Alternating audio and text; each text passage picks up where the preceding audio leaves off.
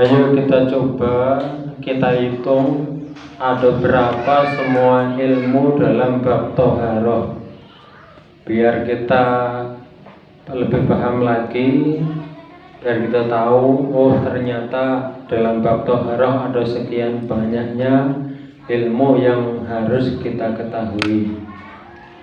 Kita buka bab Toharoh pasal yang pertama, yaitu tentang macam-macam air.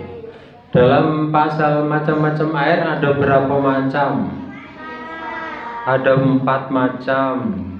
Kemudian pasal yang kedua yaitu pasal istinja. Isinya itu ada berapa masalah? Yaitu 1 saja, bahwa istinja itu wajib, dan wajibnya itu ketika beristinja harus dengan air mutlak. Kemudian pasal yang ketiga tentang macam-macam najis. Ada berapa macam? 3. Yang pertama najis mughaladoh, isinya ada 4. Yang kedua najis mutawasito, isinya ada 10. Yang ketiga najis muhafafah, isinya ada 1. Adapun isi-isinya apa itu bisa dibuka di pasal macam-macam najis yang sudah kita bahas beberapa waktu yang lalu. Isi dari macam-macam najis ini ada 15 yang harus kita ketahui. Kemudian kita pindah ke pasal yang keempat dari bab Toharoh, yaitu tentang wudu. Pasal wudu itu ada beberapa bagian. Bagian pertama tentang syarat-syarat wudu, isinya ada 11. Yang kedua, bagian kedua ada rukun-rukun atau fardu-fardunya wudu, isinya ada 6. Yang ketiga sunah-sunah wudu, isinya ada 12. Yang keempat, bagian keempat apa?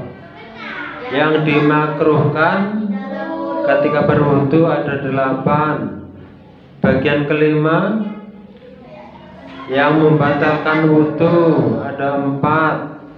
Bagian yang keenam dari pasal wudu yaitu yang diharamkan bagi orang yang batal wudunya, isinya ada 3. Kesemuanya ini kalau dijumlah pasal wudu itu ada 44 ilmu. Kemudian pasal yang kelima dari bab Toharoh tentang mandi wajib. Pasal mandi wajib ini juga ada beberapa bagian.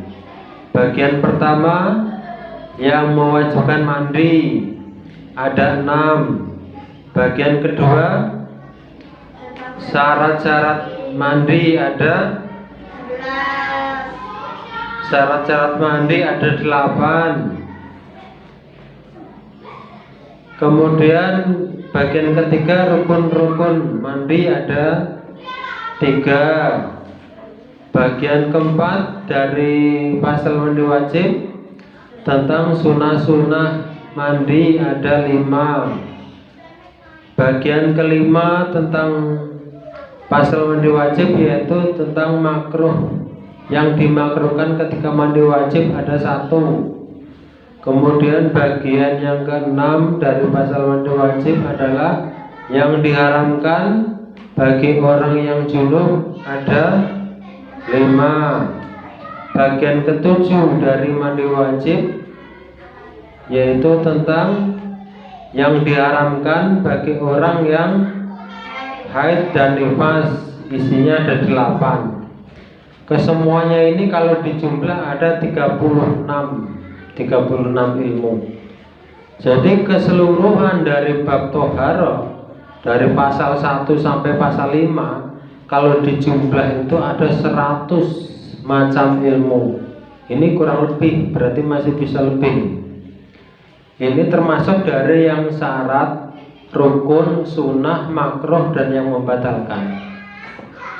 Kalau misalnya kita ambil yang lebih sedikit, tanpa mengambil yang sunnah dan yang makruh, kita ambil yang wajib saja, yang wajib diketahui itu ada 75.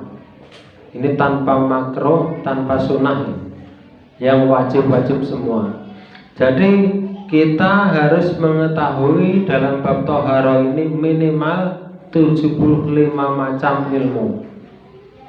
Kalau ditambah dengan sunnahnya, dengan yang makruh, itu ada 100 ilmu. Ini dalam bab toharo. Jadi kalau kita ingin sholat kita lebih baik lagi, ya harus kita pahami semuanya ini. Karena toharoh itu adalah kunci sholat. Sebagaimana Rasulullah telah bersabda, miftahu sholah at-tuhuru. Kuncinya sholat itu adalah bersuci. Dalam hadis lain juga disebutkan, la tuqbalu sholatun bi ghairi tuhurin. Tidak akan diterima sholat tanpa bersuci. Nah, jadi kita harus benar-benar dalam belajar ilmu-ilmu agama, terutama dalam bab ilmu fikih ini diawali dari bab toharoh. Paham? Wallahu a'lam bishawab.